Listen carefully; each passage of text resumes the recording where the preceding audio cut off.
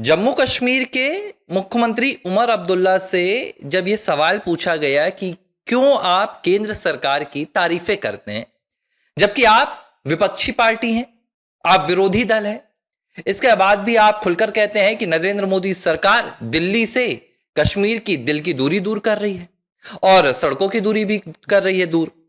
तो इस पर उमर अब्दुल्ला ने जवाब दिया और उमर अब्दुल्ला ने जो कहा मुझे लगता है वो पूरे देश को सुनना चाहिए। और मैं ये आज क्यों बात बता रहा हूं इसकी भी वजह आपको अभी पता चल जाएगी। उमर अब्दुल्ला कहते हैं कि अगर केंद्र सरकार चाहती, अगर प्रधानमंत्री नरेंद्र मोदी चाहते तो वो जम्मू कश्मीर की सरकार को अपने घुटनों पर ला सकते थे और वो ऐसा करने में हिचकिचाते भी नहीं।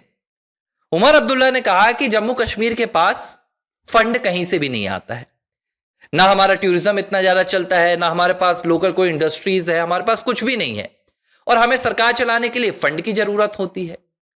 तो अगर केंद्र सरकार यहां पर सत्ता पक्ष और विपक्ष देखती और देखती कि हम इंडिया अलायंस के हैं, हम विरोधी दल के हैं, तो शायद हमारा फंड पूरी तरह से ब्लॉक कर देती और हम उनके घुटनों पर जाकर बैठने के लिए मजबूर हो जाते। लेकिन मोदी सरकार ने इसके एकदम विपरीत किया।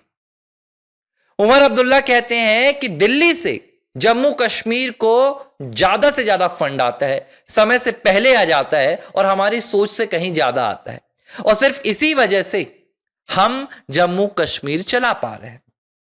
अब बीते दिन क्या हुआ, प्रधानमंत्री नरेंद्र मोदी तेलंगाना मौजूद थे, तेलंगाना में गए हुए थे एक कार्यक्रम के दौरान और तेलंगाना के मुख्यमंत्री रेवंत रेड्डी थोड़ा सा प्रधानमंत्री नरेंद्र मोदी पर तंज कसने की कोशिश कर रहे थे। रेवंत रेड्डी कहते हैं कि जिस तरीके से पिछली सरकार ने यानी कि मनमोहन सरकार ने 10 सालों के दौरान जितना गुजरात को फंड दिया था, अगर वैसा ही फंड तेलंगाना को मोदी सरकार दे तो हम तेलंगाना को और भी ज्यादा समृद्ध बना देंगे और भी ज्यादा मजबूत बना देंगे। इस तरह की बातें कर रहे थे। अब देखिए, यह होती है प्रधानमंत्री नरेंद्र मोदी की वाकपटुता।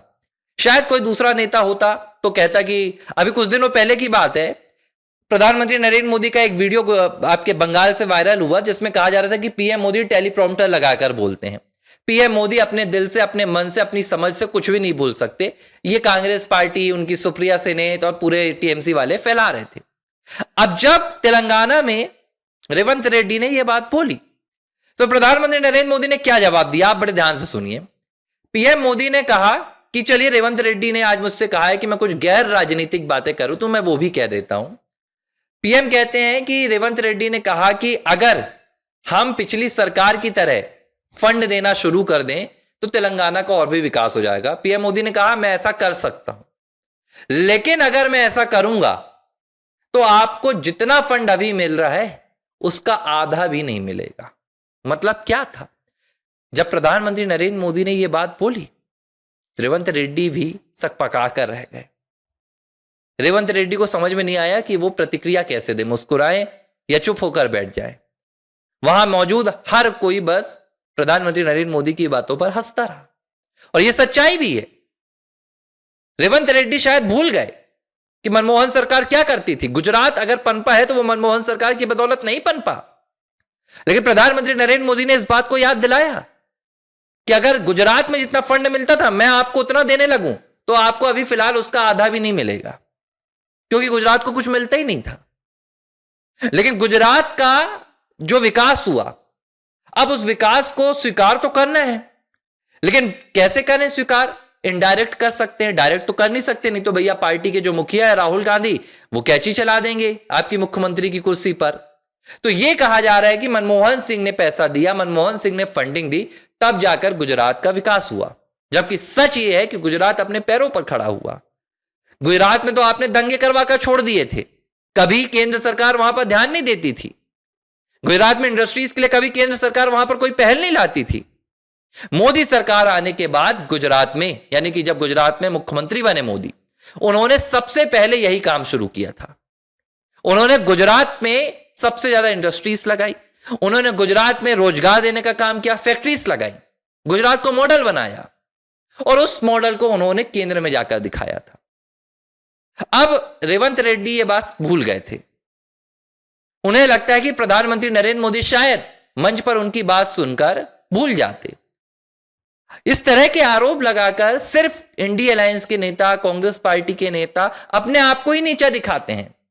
देखिए हो क्या रहा है मैं आपको बता रहा हूं, चाहे वो कर्नाटक हो, चाहे वो आपका तेलंगाना हो या हिमाचल प्रदेश हो, तीनों राज्य जहां अभी चौथा तो केरलम हो गया कांग्रेस का, लेकिन वहां भी शपथ ग्रहण नहीं हुआ है, तो मैं नहीं कहूंगा कि केरलम भी चौथा राज्य हो गया है। वहां पर चुनाव कांग्रेस जीती है, सरकार अभी नहीं बनी।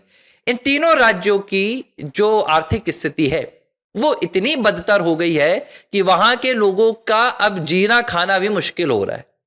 हिमाचल में आईएएस से लेकर आईपीएस, डीएसपी से लेकर सीएसपी, हर कोई अपनी पेमेंट कटवा रहा है। सरकार ने आदेश दिया, क्यों? इनके पास पैसे देने के लिए नहीं है, खजाना खाली है। मंदिरों के खजाने पर नजर थी हिमाचल में, लेकिन हिमाचल हाईकोर्ट ने उस पर भी पाबंदी लगा दी। अब क्या हो रहा है? कर्नाटक में यही काम हो रहा है, भ्रष्टाचार पे भ्रष्टाचार, साफ सफाई वाली मशीन खरीदने के नाम पर भ्रष्टाचार हो रहा है। अच्छा हो क्यों हो रहा है? क्योंकि दो गुट बटे हैं, एक हो गया डीके शिव कुमार गुट, दूसरा हो गया सिद्धारमैया गुट। दोनों गुटों की नजर मुख्यमंत्री की कुर्सी पर है। जिसको जितना खाने का मौका मिलता है वो खाता है, ताकि जब पैसे हमारे पास हो जाएंगे तो खरीद फरोख्त में काम आएंगे। यही हाल तेलंगाना का है। बड़े बड़े वादे कर दिए चुनाव जीतने के नाम पर, जनता को बड़ी बड़ी वहां पर आपने लालच दे दी। अब जब आ रहा है सरकार चलाने का, जब आया वक्त राज्य चलाने का, तो तब आप चारों तरफ से धड़ाम हो गए। लेकिन अब इसका आरोप किस पर मढ़े? तो इसका आरोप मढ़ा जा रहा है केंद्र सरकार पर। लेकिन यह जनता को समझ में आता है, जनता अच्छी तरीके से यह बात समझती है कि आखिर आप क्या करने की कोशिश कर रहे हैं। आप देखिए, उमर अब्दुल्ला कभी भी फंड की शिकायत नहीं करते।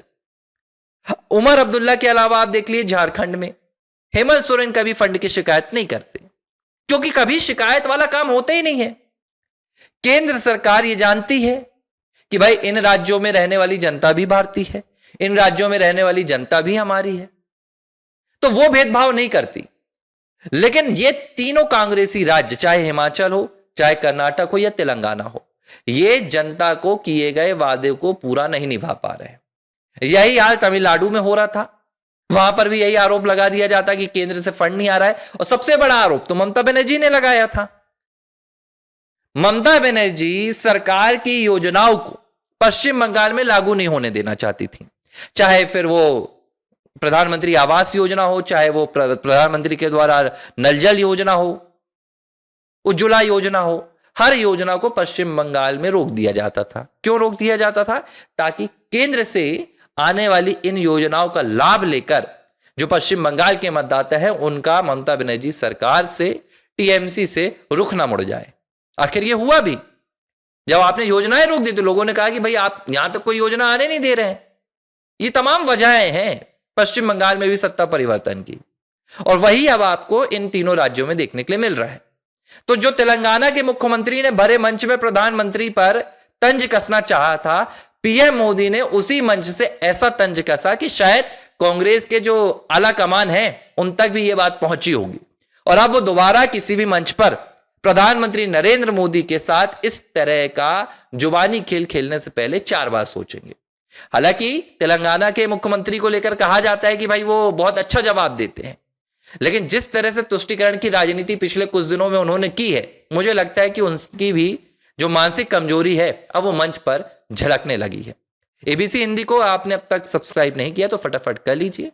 वीडियो को लाइक, कमेंट और शेयर करना ना भूलें। एबीसी हिंदी न्यूज, आज ही जुड़िए हर खबर के साथ।